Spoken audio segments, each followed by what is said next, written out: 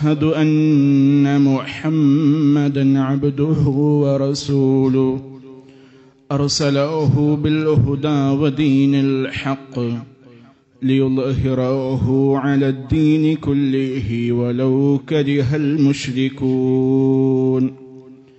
اللهم صل على محمد وعلى آل محمد كما صليت على إبراهيم وعلى آل إبراهيم إنك حميد مجيد. اللهم بارك على محمد وعلى آل محمد كما باركت على إبراهيم وعلى آل إبراهيم إنك حميد مجيد. أما بعد فإن خير الكلام كلام الله وخير السنن سنن محمد صلى الله عليه وسلم وشر الأمور محدثاتها وكل محدثة بدعة وكل بدعة ضلالة وكل ضلالة في النار. أيها الناس أوصيكم عباد الله ونفسي أولا بتقوى الله. يا أيها الذين آمنوا اتقوا الله حق تقاته ولا تموتن إلا وأنتم مسلمون. يا أيها الناس اتقوا ربكم الذي خلقكم من نفس واحدة وخلق منها زوجها وبث منهما رجالا كثيرا ونساء واتقوا الله الذي تساءلون به والأرحام إن الله كان عليكم رقيبا. يا أيها الذين آمنوا اتقوا الله وقولوا قولا سديدا يصلح لكم أعمالكم ويغفر لكم ذنوبكم ومن يطع الله ورسوله فقد فاز فوزا عظيما. رب اشرح لي صدري ويسر لي أمري واحلل عقدة من لساني يفقه قولي.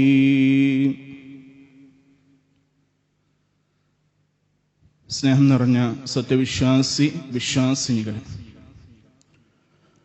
നമ്മെയും ഈ മഹത്തായ പ്രപഞ്ചത്തെയും സൃഷ്ടിച്ച് പരിപാലിക്കുന്ന ഏകനായ റബ്ബ് സുബ്ഹാനഹു വ തആലയുടെ കൽപ്പനാ നിർദ്ദേശങ്ങളും മാർഗരേഖകളും നമ്മുടെ ജീവിതത്തിലെ രഹസ്യവും പരസ്യവുമായ മുഴുവൻ ഘട്ടങ്ങളിൽ കൃത്യമായി സൂക്ഷിച്ചുകൊണ്ടും പാലിച്ചുകൊണ്ടും ഏറ്റവും നല്ല തഖ്വയുള്ളവരായി ജീവിതം മുന്നോട്ട് നയിക്കണം എന്ന് സ്വന്തത്തെ മറക്കാതെ നിങ്ങൾ ഓരോരുത്തരോടും ഓർമ്മപ്പെടുത്തുകയാണ്, വസിയ്യത്ത് ചെയ്യുകയാണ്.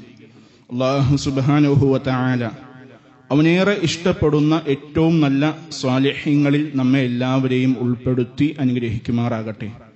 നാം എല്ലാവരും ഇന്നിവിടെ ഒരുമിച്ച് കൂടിയതുപോലെ നാളെ റബ്ബിന്റെ മഹനീയമായ ജന്നാത്തുൻ നഈമിൽ അവൻ നമ്മെ നമ്മുടെ കുടുംബത്തോടൊപ്പം ഒരുമിച്ച് കൂട്ടുമാറാകട്ടെ. നമ്മുടെ നാടിനെ നിർഭയത്വമുള്ള സമാധാനമുള്ള നാടാക്കി റബ്ബ് എന്നെന്നും നിലനിർത്തി അനുഗ്രഹിക്കട്ടെ. നമ്മുടെ ജീവിതത്തിൽ പലപ്പോഴും നാം കേട്ടുവരുന്ന രണ്ട് വാക്കുകളാണ് ഹിദായത്ത്, ളലാലത്ത് എന്നത്. മലയാള ഭാഷ സംസാരിക്കുന്നവരാണ് നാമെങ്കിലും നമ്മുടെയൊക്കെ സംസാരങ്ങളിൽ ഇടയ്ക്കിടയ്ക്ക് വന്നു പോകാറുള്ള രണ്ട് വാക്കുകളാണ് ഹിദായത്ത്, ളലാലത്ത്. നാം ഒന്ന് ചിന്തിക്കണം, എന്താണ് ഈ ഹിദായത്ത്, എന്താണ് ഈ ലൊലാലത്ത് എന്നൊക്കെ പറഞ്ഞാൽ. ഭാഷാപരമായി ഹിദായത്ത് എന്ന വാക്കിന് നാം ഒക്കെ അർത്ഥം വെച്ചു വരുന്നത് സന്മാർഗം എന്നുള്ള രൂപത്തിലാണ്. പക്ഷെ കേവലം ഭാഷാപരമായി സന്മാർഗം എന്ന് ഹിദായത്തിന് അർത്ഥം വച്ചതുകൊണ്ട് ഹിദായത്തിന്റെ ആശയം പൂർണ്ണമായി നമുക്ക് മനസ്സിലാക്കാൻ സാധിക്കുമോ എന്ന് നാം ഒന്ന് ചിന്തിക്കണം. നമ്മുടെ ജീവിതത്തിൽ പലപ്പോഴും ഈ ഹിദായത്ത് എന്നൊക്കെ നമ്മളിങ്ങനെ പറയാറുണ്ട്, കേൾക്കാറുണ്ട് ഉണ്ടെന്നുണ്ടെങ്കിലും ഈ ഹിദായത്ത് കൊണ്ടുള്ള ഉദ്ദേശം എന്താണ്, അതിന്റെ ആശയം എന്താണ് എന്ന് നാം എപ്പോഴെങ്കിലും പഠിക്കുകയോ ചിന്തിക്കുകയോ ചെയ്തിട്ടുണ്ടോ? യഥാർത്ഥത്തിൽ എന്താണ് ഹിദായത്ത് നാം മനസ്സിലാക്കണം. അല്ലാഹു സുബ്ഹാനഹു വ തആല അവന്റെ ഒരടിമയ്ക്ക് ആ അടിമയുടെ ജീവിതത്തിൽ ഉണ്ടാകുന്ന ഏതൊരു കാര്യവും റബ്ബ് മാത്രമായിട്ട് പങ്കുവയ്ക്കാൻ ഒരവസരം ഉണ്ടാക്കി കൊടുക്കുക എന്നുള്ളതാണ് ഹിദായത്ത് എന്ന് പറഞ്ഞാൽ. അവന്റെ ജീവിതത്തിൽ എത്ര വലിയ സന്തോഷമുള്ള ഘട്ടങ്ങളാണെങ്കിലും ആനന്ദമുള്ള ഘട്ടങ്ങളാണെങ്കിലും അവന്റെ ജീവിതത്തിൽ എത്ര വലിയ വിഷമങ്ങൾ വന്നാലും പ്രയാസങ്ങൾ വന്നാലും സങ്കടങ്ങൾ വന്നാലും ദുരിതങ്ങൾ വന്നാലും എത്ര വലിയ പരീക്ഷണങ്ങൾക്ക് അവൻ അടിമപ്പെടേണ്ടി വന്നാലും അവന്റെ മനസ്സിനെ തകർത്തു കളയുന്ന രൂപത്തിലുള്ള വേദനകൾ അവനെ പിടികൂടിയാലും അങ്ങനെ ജീവിതത്തിന്റെ ചെറുതും വലുതുമായ എല്ലാ രംഗങ്ങളിലും ഏകനായ റബ്ബിനെ മാത്രം ഇടപെടിപ്പിക്കുക എന്നുള്ളതാണ് ഹിദായത്ത് എന്ന് പറഞ്ഞാൽ. അതിനുള്ളൊരു അവസരം ഉണ്ടാവുക. അപ്പൊ ലലാലത്ത് എന്ന് പറഞ്ഞാൽ എന്താണ്? അള്ളാഹ്ക്ക് മാത്രം അവകാശപ്പെട്ട കാര്യങ്ങൾ ആ അള്ളയല്ലാത്ത മറ്റുള്ള സൃഷ്ടികൾക്കോ വ്യക്തികൾക്കോ എന്തിനും ഏതിനുമാകട്ടെ വകവെച്ചു കൊടുക്കുക എന്നുള്ളതാണ് ലലാലത്ത് എന്നുള്ളത് കൊണ്ട് ഉദ്ദേശം. അപ്പോൾ നാം ചിന്തിക്കണം, ഈ രൂപത്തിലാണെന്നുണ്ടെങ്കിൽ ഹിദായത്ത് കിട്ടിയവൻ എന്ന് നമ്മൾ ആരെക്കുറിച്ചാണ് പറയുക? നമ്മുടെ ജീവിതത്തില് ഹിദായത്ത് എന്ന് പറഞ്ഞാൽ ഹിദായത്ത് കിട്ടിയവൻ ആരാണ് എന്ന് ചോദിച്ചാൽ നമ്മളൊക്കെ പറയും മുസ്ലിമീങ്ങളാണ് ഹിദായത്ത് കിട്ടിയവർ. അതുപോലെ തന്നെ കൃത്യമായി നമസ്കരിക്കുന്ന ഒരാൾ, നമ്മൾ നോക്കുമ്പോൾ ഒരു വ്യക്തി 5 നേരം പള്ളിയിൽ വന്ന് നമസ്കരിക്കുന്നുണ്ട്, അവൻ എല്ലാ ദിവസവും പതിവായി ഖുർആൻ ഓതുന്നുണ്ട്, നോമ്പെടുക്കുന്നുണ്ട്, സകാത്ത് കൊടുക്കുന്നുണ്ട്, അതുപോലെ തന്നെ നമ്മൾ കണ്ടതും കാണേണ്ടാത്തതുമായിട്ടുള്ള പല രൂപത്തിലുള്ള ഇബാദത്തുകളിലൂടെ ആരാധനാ കർമ്മങ്ങൾ ചെയ്തുകൊണ്ട് ജീവിക്കുന്ന മനുഷ്യന്മാരെ നോക്കിയിട്ട് നമ്മൾ പറയാണ് അവൻ വലിയ ഹിദായത്ത് കിട്ടിയവനാണ് കേട്ടോ, നല്ല ഈമാനുള്ളവനാണ് കേട്ടോ എന്ന് പറയാം. അതാണോ ഹിദായത്ത്? നമ്മളൊക്കെ മനസ്സിലാക്കി വച്ചിരിക്കുന്നത് മുസ്ലിമീങ്ങളിൽപ്പെട്ട മാതാപിതാക്കൾക്ക് ഞങ്ങൾ ജനിച്ചു, മുസ്ലിം നാമധാരികളായി ഞങ്ങൾ ജീവിച്ചു വളർന്നു, ഈ രൂപത്തിൽ മുസ്ലിം ആയിക്കൊണ്ട് മുസ്ലിം അവന്റെ ജാതി ഏത് മതമേത് എന്ന് ചോദിക്കുമ്പോൾ ഇസ്ലാം മുസ്ലിം എന്ന് ബോധിപ്പിക്കുന്ന രൂപത്തിൽ ആ രൂപത്തിലുള്ള ഒരു ഇസ്ലാം ആയിക്കൊണ്ട് മുസ്ലിം ആയിക്കൊണ്ട് ജീവിക്കുന്ന ഒരുത്തിനെ സംബന്ധിച്ചിടത്തോളം അവൻ ഹിദായത്ത് ലഭിച്ചവനാണ് എന്ന് പറയാൻ നമുക്ക് എങ്ങനെ സാധിക്കും എന്നുള്ളതാണ്. ഹിദായത്തിന്റെ ശരിയായ വിവക്ഷ നേരത്തെ പറഞ്ഞതുപോലെ അവന്റെ ജീവിതത്തിന്റെ എന്തും ഏതും റബ്ബിലേക്ക് മാത്രം സമർപ്പിക്കുകയും റബ്ബിനുമായിട്ട് മാത്രം ഇടപെടാനുള്ള ഒരു അവസരം ഉണ്ടാവുക എന്നുള്ളതാണ് ഈ പറയുന്ന ഹിദായത്ത് എന്നുള്ളത് കൊണ്ടുള്ള ഉദ്ദേശം. നാം മനസ്സിലാക്കണം, ആ രൂപത്തിലുള്ള ഹിദായത്ത് എപ്പോൾ വേണമെങ്കിലും ഏതൊരു മനുഷ്യനും ലഭിക്കാം. ആ ലഭിച്ച വ്യക്തികൾക്ക് എന്ത് ചെയ്യാം? എപ്പോൾ വേണമെങ്കിലും അവന്റെ ജീവിതത്തിൽ നിന്ന് നഷ്ടപ്പെടാനും അത് ഇടവരും. അതുകൊണ്ട് ആ എപ്പോ വേണമെങ്കിലും നഷ്ടപ്പെട്ടു പോകാൻ സാധ്യതയുള്ള ആ ഹിദായത്തിനെയും ഈമാനിനെയും മുറുകെ പിടിക്കാൻ, അത് നിലനിർത്താൻ വേണ്ടിയാണ് നമ്മൾ എന്ത് ചെയ്യുന്നത്? അഅമാലുകളെ, ഇബാദത്തുകളെ ഉപയോഗപ്പെടുത്തുന്നത്. കൃത്യമായി സന്മാർഗത്തിനായ ഒരു വ്യക്തി, ഈ രൂപത്തിൽ തൗഹീദുള്ള ഒരു വ്യക്തിക്ക് അവന്റെ ഈമാനിനെ എന്നെന്നും നിലനിർത്താനും ഹിദായത്തിനെ എന്നെന്നും നിലനിർത്താൻ വേണ്ടി അവൻ എന്ത് ചെയ്യുന്നു? കൃത്യമായി നമസ്കരിക്കുന്നു, ഇബാദത്തുകൾ ചെയ്യുന്നു. ആ ഹിദായത്തിനെ നിലനിർത്താൻ വേണ്ടി, ഈമാനിനെ പുതുക്കിക്കൊണ്ടിരിക്കാൻ വേണ്ടിയാണ് അഅമാലുകളെ നമ്മൾ ഉപയോഗപ്പെടുത്തേണ്ടത്. അതല്ലാതെ നമസ്കരിക്കുന്ന ഒരു വ്യക്തിയെ നോക്കിയിട്ട് അവന് ഹിദായത്ത് കിട്ടിയവനാണെന്ന് നമുക്ക് പറയാൻ സാധിക്കില്ല. ഒരുപാട് അറിവുള്ളവനാണ്, കിതാബുകൾ ഓതി പഠിച്ചവനാണ്, വലിയ ആലിമാണ്, പണ്ഡിതനാണ്. പല തലപ്പാവുധാരികളെയും നമ്മൾ കാണുന്നുണ്ട്, വലിയ ഇൽമുള്ള ആളുകൾ. അറബി ഭാഷയിലൊക്കെ പുലികൾ എന്നൊക്കെ പറയാൻ പറ്റുന്ന ആളുകളൊക്കെ, പണ്ഡിതന്മാരൊക്കെ നമ്മുടെ കൂട്ടത്തിൽ, സമുദായത്തിൽ നമ്മൾ കാണുന്നുണ്ട്. പക്ഷേ അവർക്കൊരു പ്രയാസം വരുമ്പോ മറ്റുള്ള ജാറങ്ങളിലേക്കും മക്ബറകളിലേക്കും ഔലിയാക്കന്മാരിലേക്കും തങ്ങന്മാരിലേക്കും മടങ്ങുന്ന കാഴ്ചകൾ നമുക്ക് കാണാൻ സാധിക്കും. ജീവിതത്തിൽ ഒരു പ്രയാസം വരുമ്പോ എന്റെ ബദരീങ്ങളെ, എന്റെ മൊഹീദ്ദീൻ ഷേഖെ ഞങ്ങളൊന്ന് കാക്കണേ എന്ന് പറയുന്ന ആളുകളെ നമുക്ക് കാണാൻ സാധിക്കും. ഇവരൊക്കെ നോക്കിയിട്ട് അവർ നമസ്കരിക്കുന്നവരാണെങ്കിലും നോമ്പെടുക്കുന്നവരാണെങ്കിലും എങ്ങനെയാണ് നമുക്ക് അവരെ ഹിദായത്ത് ലഭിച്ചവരെന്ന് പറയാൻ സാധിക്കുക? ഒരിക്കലും പറയാൻ സാധിക്കില്ല. ഹിദായത്തിന്റെ മാനദണ്ഡം അഅ്മാലുകളല്ല, മറിച്ച് അള്ള സെലക്ട് ചെയ്യുന്ന, അള്ള തിരഞ്ഞെടുക്കുന്ന ആളുകൾക്ക് ഓശാരമായിക്കൊണ്ട്, ഔദാര്യമായിക്കൊണ്ട്, വലിയ അനുഗ്രഹമായിക്കൊണ്ട് അള്ള നൽകുന്ന ഒന്ന് മാത്രമാണ് ഈ ഹിദായത്ത് എന്ന് പറയുന്നത്. നമുക്ക് ലഭിച്ച ഹിദായത്തുണ്ടല്ലോ, ഈ ഹിദായത്തിന്റെ വില നമുക്ക് മനസ്സിലാകണമെന്നുണ്ടെങ്കിൽ നൂഹ് നബി അലൈഹിസ്സലാമിന്റെയും ലൂത്ത് നബി അലൈഹിസ്സലാമിന്റെയും ചരിത്രം നാം ഒന്ന് ഓർത്തു നോക്കിയാൽ മതി. ഹിദായത്തിന്റെ മാനദണ്ഡം ഏതെങ്കിലും വ്യക്തികളെ അനുധാവനം ചെയ്യുന്നവർക്ക് ഹിദായത്ത് ലഭിക്കില്ല. ഞാൻ ഇന്ന ഉസ്താദിന്റെ പാർട്ടിയാണ്, ഇന്ന തരീഖത്തിൽ അംഗമാണ് എന്ന് പറഞ്ഞാൽ ഒരിക്കലും ഹിദായത്ത് ലഭിക്കില്ല. ഞാൻ ഒരുപാട് പഠിക്കുന്നവനാണ്, അറബി കിതാബുകളൊക്കെ ഇങ്ങനെ രായ്ക്ക് രാമാനും ഓതി പഠിക്കുന്നവനാണ്, അറബി ഭാഷയിൽ ഞാൻ പുലിയാണെന്ന് പറഞ്ഞാലും അവിടെ ഇരിക്കാൻ അവനക്ക് പറ്റുള്ളൂ, ഹിദായത്ത് ലഭിക്കില്ല. ഞാൻ ഇന്ന വ്യക്തിയാണ്, ഇന്ന കുടുംബത്തിൽപ്പെട്ടവനാണ്, ഇന്ന തറവാടിന്റെ അംഗമാണ് എന്ന് പറഞ്ഞാൽ ഒരു തറവാട് മഹിമ കൊണ്ടും ഒരാൾക്കും ഹിദായത്ത് ലഭിക്കില്ല. നമുക്ക് ലഭിച്ച ഹിദായത്തിന്റെ വില അറിയണമെങ്കിൽ നാം ഒന്ന് എന്ത് ചെയ്യണം? നൂഹ് നബിയുടെയും ലൂത്ത് നബിയുടെയും ചരിത്രം ഒന്ന് പഠിച്ചു നോക്കണം. എന്താണ് അവിടെ നടന്ന കാര്യം? അള്ളാഹ് നമുക്ക് വിശദീകരിച്ചു തരികയാണ്. ളറബല്ലാഹു മസലൻ ലില്ലദീന കഫറു ഇംറഅത നൂഹിൻ വഇംറഅത ലൂത്ത്. ളറബല്ലാഹു മസല, ഒരു ഉദാഹരണം നിങ്ങൾക്കിതാ അള്ളാഹ് വിവരിച്ചു തരികയാണ്. എന്താണ് ആ ഉദാഹരണം? ആർക്കാണ് വിവരിച്ചു കൊടുക്കുന്നത്? ലില്ലദീന കഫറു, അള്ളാനെയും അള്ളാന്റെ ആയാത്തുകളെയും തള്ളിക്കളഞ്ഞവരായ സത്യനിഷേധികൾക്ക് വേണ്ടി അള്ളാഹ് ഒരു ഉദാഹരണം കാണിച്ചിരുന്നുണ്ട്. ആരെക്കുറിച്ചാണ്? എന്താണ് ആ ഉദാഹരണം? ഇംറഅത നൂഹിൻ വഇംറഅത ലൂത്ത്. നൂഹ് നബി അലൈഹിസ്സലാമിന്റെ ഭാര്യ, ലൂത്ത് നബി അലൈഹിസ്സലാമിന്റെ ഭാര്യ, ഇവർ രണ്ടുപേരെയും കുറിച്ചാണ് ഒരു ഉദാഹരണം അള്ളാഹ് നമുക്ക് കാണിച്ചിരുന്നത്. എന്താണ് അള്ളാഹ് പറയുന്നത് എന്നറിയോ? കാനതാ തഹ്ത അബ്ദൈനി മിൻ ഇബാദിനാ സാലിഹൈൻ, എന്റെ സച്ചരിതരായ സ്വാലിഹീങ്ങളായ രണ്ട് ദാസന്മാരുടെ ഭാര്യമാരായിരുന്നു, നബിമാരുടെ ഭാര്യമാരായിരുന്നു അവർ. എന്നിട്ടോ ഫഖാനതാഹുമാ ഫലം യുഗ്നിയാ അൻഹുമാ മിനല്ലാഹി ശൈആ, അവർ ആ പ്രവാചകന്മാരെ അവർ വഞ്ചിച്ചു, ധിക്കരിച്ചു. അവർ നബിമാരുടെ ഭാര്യമാരാണ് എന്നുള്ളത് കൊണ്ട് മാത്രം അവർക്ക് ഈ ദുനിയാവിൽ ഒന്നും നേടാൻ കഴിഞ്ഞില്ല. വഖീല ദുഖുലൻ നാറ മഅദ്ദാഖിലീൻ, നാളെ നരകത്തിൽ കിടന്ന് കരിയുന്നവരോടൊപ്പം കടന്നുകൊള്ളുക, കരിഞ്ഞെരിഞ്ഞുകൊള്ളുക എന്ന് അവരോട് പറയപ്പെടുകയും ചെയ്യും. ആരോട്? നൂഹ് നബി അലൈഹിസ്സലാമിന്റെയും ലൂത്ത് നബി അലൈഹിസ്സലാമിന്റെയും ഭാര്യമാരോട്.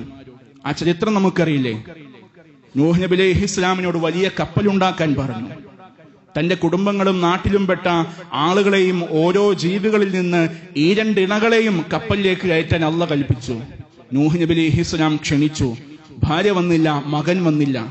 എന്തുകൊണ്ട്? നൂഹ് നബി അലൈഹിസ്സലാമയെ ധിക്കരിച്ചു. അവർ സ്വന്തം മകനോട് പറഞ്ഞു, യാ ബുനയ്യ ഇർകബ് മഅനാ വലാ തകും മഅൽ കാഫിരീൻ, മോനെ നീ ഞങ്ങളുടെ കൂടെ ഈ കപ്പലിൽ കയറ്, ഈ കാഫിരീങ്ങളുടെ കൂടെ പെട്ടുപോകണ്ട. ഇത് പറയുമ്പോ നമ്മളൊന്ന് ചിന്തിക്കണം. എന്താണെന്നറിയോ? നൂഹ് നബി അലൈഹിസ്സലാമിന്റെ കാലഘട്ടത്തിൽ എത്ര മതങ്ങൾ ഉണ്ടായിരുന്നു എന്ന് നമുക്കറിയോ? ഇസ്ലാം മാത്രമാണ് അന്ന് മതമായിട്ടുണ്ടായിരുന്നത്. മറ്റൊരു മതങ്ങളും നൂഹ് നബി അലൈഹിസ്സലാമിന്റെ കാലഘട്ടത്തിൽ ഉണ്ടായിരുന്നില്ല. ഇസ്ലാം മാത്രം, മുസ്ലിമീങ്ങൾ മാത്രം. എന്നിട്ടും നൂഹ് നബി അലൈഹിസ്സലാം പറയാണ്, വലാ തകും മിനൽ കാഫിരീൻ മഅൽ കാഫിരീൻ, ഈ കാഫിരീങ്ങളുടെ, അവിശ്വാസികളുടെ, സത്യനിഷേധികളുടെ കൂട്ടത്തിൽ നീ പെട്ടുപോണ്ട മോനെ. ആരെ ഈ സത്യനിഷേധികൾ, കാഫിർ എന്ന് നൂഹ് നബി അലൈഹിസ്സലാം വിശേഷിപ്പിച്ചത്? മുസ്ലിം നാമധാരികളാണ്, അഅമാലുകളും ഇബാദത്തുകളും ചെയ്യുന്നവരാണ്, മുസ്ലിമീങ്ങളാണ്. പക്ഷേ അവരുടെ ഈമാൻ ശരിയല്ല, അവരുടെ തൗഹീദ് ശരിയല്ല, അവർ ഹിദായത്ത് ലഭിച്ചവരല്ല. അതുകൊണ്ടാണ് അവരെ കാഫിർ എന്ന് പറഞ്ഞത്. നാം ഒന്ന് നമ്മുടെ ജീവിതവുമായിട്ട് ചിന്തിച്ചു നോക്കി. അങ്ങനെയാണെന്നുണ്ടെങ്കിൽ നമ്മുടെ കൂട്ടത്തിൽ ആരെക്കുറിച്ച് നമുക്ക് ഈ വാക്കുകൾ വിശേഷിപ്പിക്കാൻ സാധിക്കും? നമസ്കരിക്കുന്നവനാണെന്ന് കരുതിയിട്ട് ഹിദായത്ത് ലഭിച്ചവനാണെന്ന് പറയാൻ പറ്റുമോ? നോമ്പെടുക്കുന്നവനാണെന്ന് കരുതിയിട്ട് ഹിദായത്ത് ലഭിച്ചവനാണെന്ന് പറയാൻ പറ്റുമോ? ലാ ഇലാഹ ഇല്ലല്ലാഹയിൽ കളങ്കം വന്നാൽ അവന്റെ ഹിദായത്ത് നഷ്ടപ്പെട്ടു പോയില്ലേ? അവൻ അള്ളാഹിനോട് പ്രാർത്ഥിക്കുന്നുണ്ട്, അള്ളാഹുവേ എന്നെ സഹായിക്കണേ, എന്നെ രക്ഷിക്കണേ, എന്റെ പ്രയാസങ്ങൾ മാറ്റി തന്നെ. പക്ഷെ എന്നാലും അള്ളാഹിന്റെ കൂടെ വേറൊരു അള്ളാഹ്. രോഗം തരുന്നത് അള്ളയാണ്, രോഗം മാറ്റുന്നത് അള്ളയാണ്. പക്ഷേ ഏതെങ്കിലും ഒരു ജാറത്തിങ്ങ പോയിട്ട് അവിടെ കത്തിക്കുന്ന വിളക്കിന്റെ കരിഞ്ഞുണങ്ങിയ ആ എണ്ണ എടുത്തൊരു നൂർക്കം കുടിച്ച അവന്റെ അസുഖം മാറിയാലോ എന്ന് ചിന്തിക്കുന്നവരില്ലേ നമ്മുടെ കൂട്ടത്തില്? ഭയങ്കര പേടിയാണ്. അള്ളാഹ് പറഞ്ഞിട്ടുണ്ട്, നിങ്ങളെ ഞാൻ പരീക്ഷിക്കുക തന്നെ ചെയ്യും. ലനബ്ലുവന്നകും ബിശൈഇൻ മിനൽ ഖൗഫി വൽ ജൂഅ്. നിങ്ങളെ ഭയം കൊണ്ടും വിശപ്പ് കൊണ്ടും അതിനുശേഷം കുറെ കാര്യങ്ങൾ അള്ളാഹ് പറയുന്നുണ്ട്. ഇതുകൊണ്ടൊക്കെ നിങ്ങളെ പരീക്ഷിക്കുക തന്നെ ചെയ്യും. വബശ്ശിരിസ് സ്വാബിരീൻ. പരീക്ഷണങ്ങൾ ഉണ്ടാകുമ്പോ ക്ഷമിക്കുന്നവനുണ്ടോ അവനക്കാണ് വിജയം. ഈ രൂപത്തിൽ ഭയം കൊണ്ട് അള്ളാഹ് പരീക്ഷിക്കുമെന്ന് പറഞ്ഞിട്ടുണ്ട്. പക്ഷെ രാത്രി കാലങ്ങളിൽ പുറത്തിറങ്ങാൻ പറ്റില്ല, അവനക്ക് പേടി. കാരണം എന്താ? മറവിൽ വല്ല ജിന്നോ മറ്റോ ഉണ്ടാവോ എന്നുള്ള പേടി. ഈ രൂപത്തിൽ പേടി കൊണ്ട് അവനക്ക് സ്വന്തമായി പുറത്തിറങ്ങി ഒരു കാര്യവും ചെയ്യാൻ പറ്റാത്ത രൂപത്തിൽ ഭയം കൊണ്ട് അള്ളാഹ് അവനെ പരീക്ഷിക്കുക. അവൻ ചിന്തിക്കാണ്, ഭയം തന്നത് അള്ളയാണ്, ഭയം മാറ്റുന്നതും അള്ള തന്നെയാണ്. പക്ഷേ അള്ളാഹ്ക്ക് പുറമെ ഏതെങ്കിലും ഒരു ഏലസിന് നമ്മുടെ ഈ ഭയത്തെ മാറ്റിക്കളയാൻ ഏതെങ്കിലും ഒരു തങ്ങന്റെ അടുത്ത് പോയിട്ട്, ബീവിമാരുടെ അടുത്ത് പോയിട്ട്, ബാവന്മാരുടെ അടുക്കൽ പോയിട്ട് ഈ ഏലസൊന്ന് മുറുക്കി കെട്ടി അവന്റെ പേടി അങ്ങ് മാറിയാലോ? ശരീരം ഡ്രസ്സ് അങ്ങ് ഊരി നോക്കിയാൽ കയ്യിലും കഴുത്തിലും നടുവിലും ഒക്കെ ആയിട്ട് ഒരു 100,000 ഏലസുകൾ കാണുന്ന രൂപത്തിലേക്ക് ഇന്ന് മുസ്ലിം സമുദായത്തിലെ നാമധാരികൾ അധപതിച്ചു പോയി എന്നുള്ളതാണ്. ഇവരെ നോക്കിയിട്ട് ഹിദായത്ത് കിട്ടിയവരാണെന്ന് നമുക്ക് പറയാൻ സാധിക്കുമോ? ഒരിക്കലുമില്ല. അതുകൊണ്ടാണ് നമ്മൾ നൂഹ് നബി അലൈഹി ഇസ്ലാമിന്റെയും ലൂത്ത് നബി അലൈഹി ഇസ്ലാമിന്റെയും ചരിത്രം നമ്മൾ പഠിക്കുന്നത്. സഹോദരങ്ങൾ, നമ്മൾ മനസ്സിലാക്കണം, നബി സല്ലല്ലാഹു അലൈഹി വസല്ലമയുടെ കൂടെ 8 കൊല്ലക്കാലം ജീവിച്ച് നബി സല്ലല്ലാഹു അലൈഹി വസല്ലമയിൽ നിന്ന് കൃത്യമായി ധാരാളം ഇസ്ലാം എന്താണെന്ന് മനസ്സിലാക്കി പഠിച്ച ഒരാളായിരുന്നു നബിയുടെ മൂത്താപ്പ അബൂ ത്വാലിബ്. ഈ അബൂ ത്വാലിബ് പറയുന്ന ഒരു വാക്കുണ്ട്, വലഖദ് അലിംതു ബി അന്ന ദീന മുഹമ്മദിൻ മിൻ ഖൈരി അദിയാനിൽ ബരിയതി ദീനാ. എനിക്ക് ദീൻ കിട്ടിയിട്ടുണ്ട്, ഇസ്ലാം എന്താണെന്ന് പഠിക്കാൻ എനിക്ക് അവസരം കിട്ടിയിട്ടുണ്ട്. ഈ ഭൂമി ലോകത്തിൽ ഏറ്റവും ഖൈറായ ദീൻ അത് മുഹമ്മദ് കൊണ്ടുവന്നതാണെന്ന് പ്രഖ്യാപിച്ച വ്യക്തിയായിരുന്നു നബിയുടെ മൂത്താപ്പ അബൂ ത്വാലിബ്. ആ അബൂ ത്വാലിബ് മരണാസന്നയിൽ കിടക്കുന്ന സമയത്ത് നബി സല്ലല്ലാഹു അലൈഹി വസല്ലം ചെന്നുകൊണ്ട് പറയുന്നുണ്ട്, യാ അമ്മി ഖുൽ ലാ ഇലാഹ ഇല്ലല്ലാഹ്. മൂത്താപ്പ, ഒന്ന് ലാ ഇലാഹ ഇല്ലല്ലാഹ് പറ. നിങ്ങൾക്ക് വേണ്ടി എന്റെ റബ്ബിന്റെ അടുക്കൽ ഒരു കാരണം ബോധിപ്പിക്കാൻ, ഒന്ന് അവിടെ നിന്ന് റിക്വസ്റ്റ് ചെയ്യാൻ വേണ്ടി ഒന്ന് ലാ ഇലാഹ ഇല്ലല്ലാഹ് പറ മൂത്താപ്പ എന്ന് പറഞ്ഞു. പറഞ്ഞില്ല, ഹിദായത്ത് കൊടുത്തില്ല. കാരണം അള്ളാന്റെ സെലക്ഷനിൽ വന്നില്ല എന്നുള്ളതാ. പക്ഷെ നബി സല്ലല്ലാഹു അലൈഹി വസല്ലമിന്റെ മുഹമ്മദിന്റെ തലയുമായി വരുന്നവർക്ക് 100 ഒട്ടകം സമ്മാനം പ്രഖ്യാപിച്ചപ്പോൾ അത് കേട്ടിട്ട് ഊരിപ്പിടിച്ച വാളുമായി മുഹമ്മദ് നബി സല്ലല്ലാഹു അലൈഹി വസല്ലമിന്റെ തലയെടുക്കാൻ പോയ ആളാരാണ്? ഉമർ റളിയല്ലാഹു അൻഹു. പോകുന്ന വഴിയിൽ മുഹമ്മദിനെ കിട്ടിക്കഴിഞ്ഞ തലയുമായിട്ട് ഞാൻ വരുള്ളൂ എന്നും പറഞ്ഞ് വേഗത്തിൽ പോവാ. വഴിയിൽ വെച്ചാണ് ഉമർ റളിയല്ലാഹു അൻഹു അറിയുന്നത് തന്റെ സഹോദരി ഫാത്തിമയും ഇസ്ലാം സ്വീകരിച്ചിട്ടുണ്ട്. അരിശം മൂത്തു. നേരെ ഉമർ റളിയല്ലാഹു അൻഹു വിചാരിച്ചു സ്വന്തം കുടുംബത്തിൽ നിന്നാകാം, എന്നിട്ടാകാം മുഹമ്മദ് എന്ന് പറഞ്ഞുകൊണ്ട് സഹോദരി ഫാത്തിമയുടെ വീട്ടിലേക്ക് പോവാ. അവിടെ ചെന്നപ്പോ അകത്ത് ഖുർആൻ ഓതുന്ന ശബ്ദം കേട്ടു. വാതിലിൽ മുട്ടി അകത്ത് കടന്നു ചെന്നു. അത് ഓതിക്കൊണ്ടിരുന്ന ഖുർആനിന്റെ ഒരു പേജ് എടുത്ത് നോക്കുമ്പോൾ സൂറത്തു ത്വാഹയിലെ വചനങ്ങളാ. അതെടുത്ത് വായിച്ചു നോക്കിയപ്പോ ആ ഒരു സെക്കൻഡിൽ, ആ ഒരു സമയത്ത് വെച്ചുകൊണ്ട് അള്ളാഹ് അവിടെ ഹിദായത്ത് ഇട്ട് കൊടുക്കുക. ആർക്ക്? ഉമർ റളിയല്ലാഹു അൻഹുവിന്. ഹിദായത്തിന്റെ മാനദണ്ഡം കുടുംബത്തിൽ പറഞ്ഞതോ ഏതെങ്കിലും വ്യക്തികളുടെ അനുയായികളായതോ മറ്റുള്ള ഒന്നുമല്ല, റബ്ബിന്റെ സെലക്ഷനിൽ വരിക എന്നുള്ളതാണ് ഹിദായത്ത് ലഭിക്കുക എന്നുള്ളതിന്റെ ഏറ്റവും വലിയ അനുഗ്രഹം. അതുകൊണ്ട് നമുക്ക് ആ ഹിദായത്ത് ലഭിച്ചിട്ടുണ്ടോ എന്ന് നമുക്ക് മനസ്സിലാക്കാനുള്ള എളുപ്പവഴി എന്താണെന്നറിയോ? നമ്മൾ പ്രഖ്യാപിക്കുന്ന ഒരു പ്രഖ്യാപനമുണ്ട്, അഷ്ഹദു അല്ലാ ഇലാഹ ഇല്ലല്ലാഹ് വ അഷ്ഹദു അന്ന മുഹമ്മദ റസൂലുള്ളാഹ്. അഷ്ഹദു, ഞാൻ ജീവിച്ച് കാണിച്ചു കൊടുക്കാൻ തയ്യാറാണ് എന്തെന്ന്. അല്ലാ ഇലാഹ ഇല്ലല്ലാഹ്, അല്ലാഹയല്ലാതെ ആരാധനയ്ക്ക് അർഹൻ മറ്റാരുമില്ല. എന്റെ ജീവിതത്തിന്റെ ഏതൊരു ഘട്ടം വന്നാലും, എത്ര സന്തോഷമുള്ളതും സങ്കടകരമായ പ്രയാസകരമായ ഏതൊരു നിമിഷം എന്റെ ജീവിതത്തിൽ വന്നാലും അവിടെയെല്ലാം അല്ലാഹയല്ലാതെ മറ്റൊരു സഹായിയില്ല. അല്ലാഹയല്ലാതെ എനിക്ക് വെളിച്ചം തരുന്നവൻ, എനിക്ക് വഴി കാണിച്ചു തരുന്നവൻ, എന്റെ പ്രയാസങ്ങളെ നീക്കുന്നവൻ, എന്റെ അസുഖത്തെ മാറ്റി തരുന്നവൻ. എത്ര വലിയ ദാരിദ്ര്യത്തിന്റെ പടുകുഴിയിൽ ഞാൻ കിടന്ന് പെടയേണ്ടി വന്നാലും അല്ലാഹയല്ലാത്ത മറ്റൊരു സൃഷ്ടികളിലേക്ക്, മരിച്ചുപോയ വ്യക്തികളിലേക്ക്, ശക്തികളിലേക്ക്, ഒരു മരത്തിന്റെ അടുക്കിലേക്കും ഒരു മുള്ളിന്റെ അടുക്കിലേക്കും ഒരു കല്ലിന്റെ അടുക്കിലേക്കും ഞാൻ പോവില്ല. ഒരു പച്ച തുണിയും ഞാൻ എന്റെ വീട്ടിൽ കൊണ്ടുവന്ന് കെട്ടൂല, എന്റെ വാഹനത്തിൽ കെട്ടൂല, എന്റെ ശരീരത്തിൽ ഒരു വിരലിന്റെ തുമ്പത്ത് പോലും ഒരു ഏലസിന്റെ ചരടിന്റെ അംശം പോലും ഉണ്ടാകില്ല.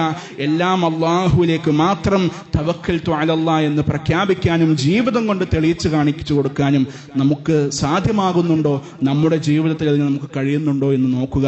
അങ്ങനെയുണ്ടെങ്കിൽ മാത്രമാണ് യഥാർത്ഥമായ ഹിദായത്ത് ലഭിച്ചവരായി നമുക്ക് നമ്മുടെ ജീവിതത്തെ മുന്നോട്ട് നയിക്കാൻ സാധിക്കുകയുള്ളൂ. അല്ലാഹു സുബ്ഹാനഹു വ തആല കൃത്യമായി ഹിദായത്ത് എന്താണെന്ന് മനസ്സിലാക്കി അത് ഉൾക്കൊണ്ടുകൊണ്ട് ആ ഹിദായത്തിന്റെ അനുഗ്രഹം ലഭിച്ച് ജീവിക്കുന്ന വിശ്വാസികളിൽ നമ്മെ എല്ലാവരെയും ഉൾപ്പെടുത്തി അനുഗ്രഹിക്കുമാറാകട്ടെ.